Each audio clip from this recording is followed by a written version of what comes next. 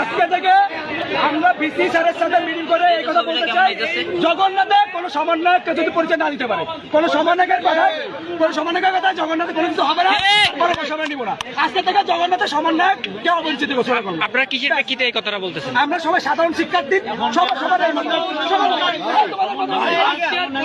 আন্দোলন করতে সবাই অসমন্বয় কিসের দালালি করার কারণে এই সবাই আন্দোলন করতে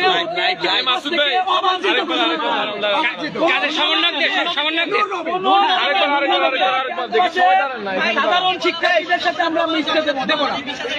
সাধারণ শিক্ষার্থী যারা সাধারণই থাকবে, কোন এই অমুক সমন্বয়, অমুক বাল ফলানো নেতা, অমুক সে, আমরা কাউকে মানবে আমরা চাই না।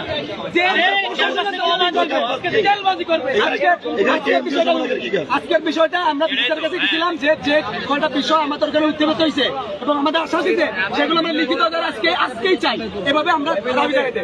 কিন্তু নামধারী সমন্বয় এসে সে প্রশাসনের দালালি করে সে অন্য জায়গায় ডাইভার্ট করে নিয়ে আমাদের কথা হচ্ছে, আমরা নুননবী নামক কেউ যত সমন্বয় পরগাছা চানু সমন্বয়ক দাবি যদি করে ক্যাম্পাসে সাধারণ শিক্ষার্থীরা আপনারা দেখে নেবেন। ঠিক আছে, আমরা আজকে থেকে অবাঞ্ছিত ঘোষণা করবো।